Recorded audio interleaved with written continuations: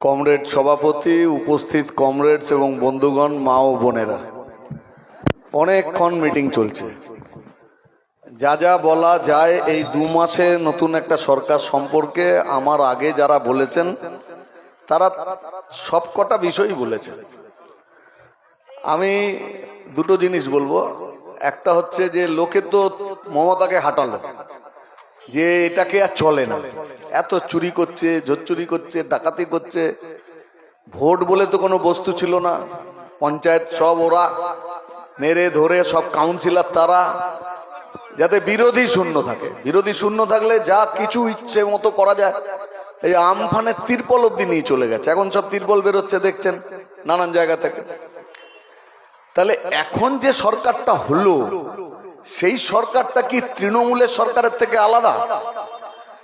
পাড়ায় পাড়ায় দেওয়ালে ছবি আঁকা হতো ঘটের, দিয়ে বলতো লক্ষ্মীর ভান্ডার দিচ্ছি, দিদিকে ভোট দিতে হবে, আর যদি দিদিকে ভোট না দাও তাহলে লক্ষ্মীর ভান্ডার পাবে না। নতুন সরকার এলো, নতুন সরকার আসবার পরে লক্ষ্মীর ভান্ডারের নামের পরিবর্তন করে করলো অন্নপূর্ণা ভান্ডার, 3000 করে দিল।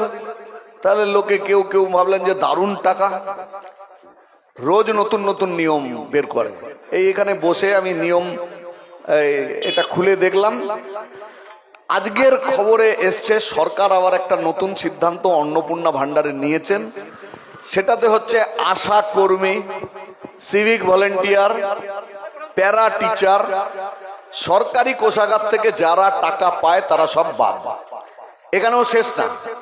আপনার কি 3টে ঘর আছে, পাকা বাড়ি, 3টে ঘর যদি আপনার থাকে তাহলে নাম বাদ যাবে। এমন লোক টাকা পেয়ে গেছে গত মাসে, তার কাছে সরকার বলছে ওইটা ভুল করে গেছে, টাকাটা ফেরত দাও। তার মানে এবার বলছে যে 1 মাস টাকা পাবে, আরেক মাস পাবে না, তারপরে আমার পাবে। মানে একটা মজার ব্যাপার ঘটছে। এখন সরকারটা তো মজারই হয়েছে, লোকে বিজেপিকে নিয়ে এখন মস্করা করছে, খারাপ ভাষায় বললে বলে খিল্লি করছে। কেমন বলছে একে ডিম মারছে, ওকে ডিম মারছে, তাকে ডিম মারছে।